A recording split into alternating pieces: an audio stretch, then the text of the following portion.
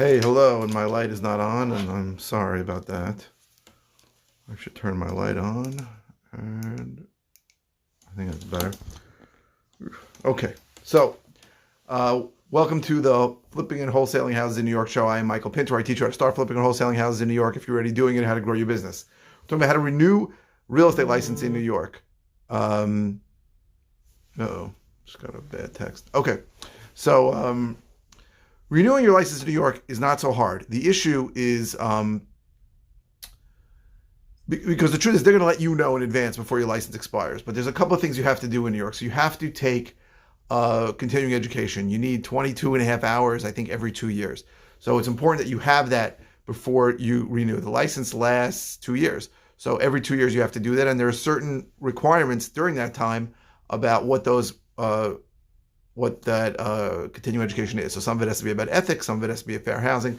There are packages available online for as little as like $30 where you can take them all online. I know I've spoken before about taking classes online, and I know there are people who are very hesitant about it because they think they're not learning anything. Let me just tell you something. Continuing education is a whole lot of crap.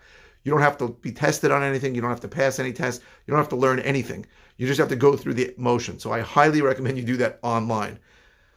I know someone who doesn't even have an active license, and goes every 2 years and sits for 2 days in a classroom. I think it's a complete waste of time. Take it online. It's simple. It's easy. You can get all kinds of, Google it. I think I saw something recently, $29 or $39 for all 22 and a half hours. It met all the requirements. It's an easy thing to do.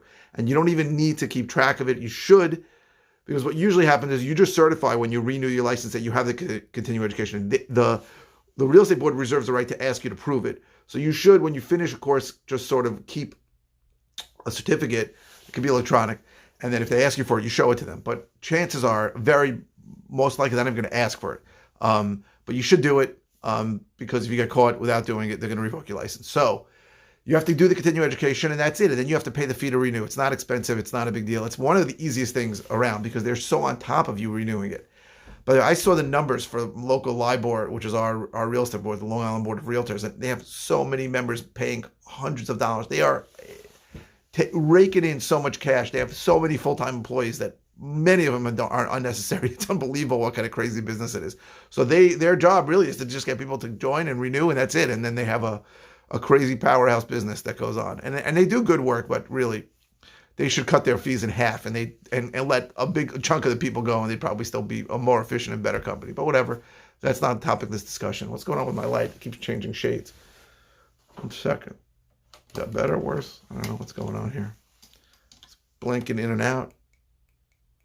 I don't know. Okay, so a couple things about getting licensed. So I want to talk about it again because people keep coming to me with the same questions. And number one, you do not need to be licensed to be in this business. So if you are holding back from getting into the business because, and when the business I mean flipping houses, or wholesaling, if you want to get into this business and you're not licensed, do not wait to get licensed. You can start tomorrow, okay? The issue is just marketing. I do recommend everybody in the business get licensed eventually. So I do think everyone should get licensed for the same 3 reasons, right? The number one reason is having access to the multiple listing service, the MLS, which is the best way to comp out properties and get values. Number 2 is to list your own properties, whether that's a wholesale deal, which you can list to cash buyers. You just can't represent you own the property. You could have to list it as a contract vendee, which means I'm in contract and I'm looking for somebody to take over the contract. And the third reason is you're going to come into contact, without a doubt, with plenty of sellers who either only want to list or whose best interest is to list. And I've said hundreds, if not 1,000 times, listen, there's no reason for you to sell this property to an investor. If you do, you're going to leave a lot of money on the table. I highly recommend that you list it, and then I pitch them on listing with me, right? So my cold callers and listing and leads managers are trained that when someone says the house is in really good condition and someone doesn't really have a strong reason to sell, they say, well, this sounds like a listing. Do you have somebody to list it with? If they say yes, my daughter's an agent, my mother's an agent, my friend's an agent, I may not even go on the appointment. But if they say no, I'll go on the appointment and try to convert it to a listing. Now, those are the main 3 reasons why I think everybody should be licensed. However, I will say once again, you do not need to be licensed. Absolutely not required, and it's not a reason to hold you back. I speak to people all the time who are trying to get into this business. I can tell you, I've heard almost every excuse as to why they don't want to start. I can't even tell you how many, and how some are ridiculous, but there are a lot of reasons not to start. In fact, there are an infinite number of reasons not to start. I don't think any of them are applicable. You should start, right? And what starting means really is getting a list, skip tracing the list so you get phone numbers, and contacting that list. Now, if you have the budget for it, you can mail that list. That's great. But you don't mail anybody unless you can mail them 6 or 7 times. So that's expensive, right? If you have a list of 10,000, and that's the size of the list I recommend most people start with, about 10,000. Every time you mail it, it's $4,000, right? Postcard's going to be 40 cents, approximately 40 cents after postage anyway. So that's $4,000. You're going to mail it 6 times, $24,000. Most people don't have the budget for that to start. Fine. What you should do is just call and text, which is 100% free. So yeah, the list and the skip tracing will cost somewhere between $1,000 and $1,500 altogether. I can help you with both of those if you want. And then I have a script I'll give out. If you're asking me a script, I'll be happy to help you.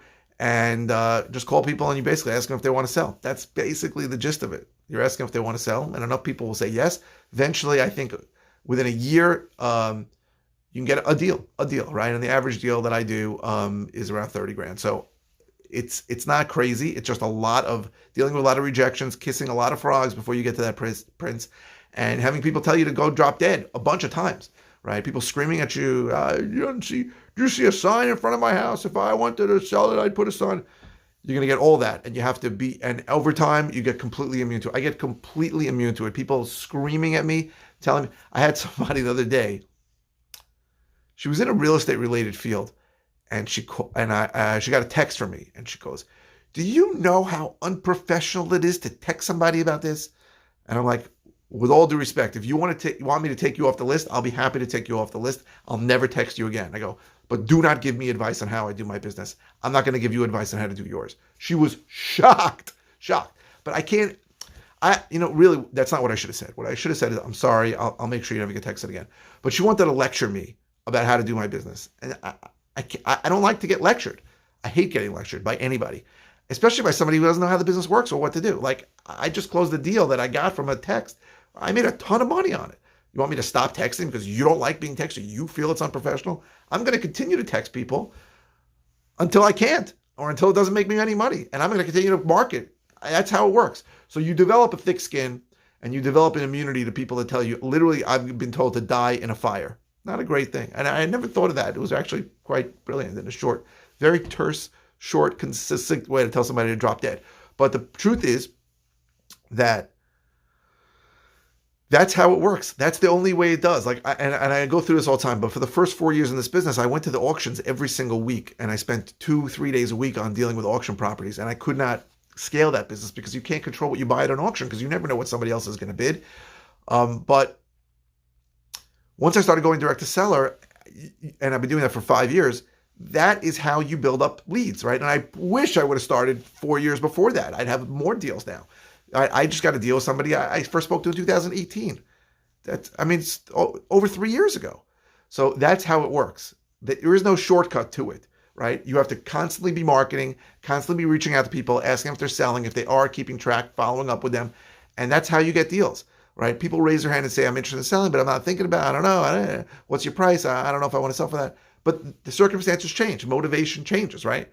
Their house might end up in worse shape, right? They didn't realize that they need a new roof, and the roof is going to cost them $12,000.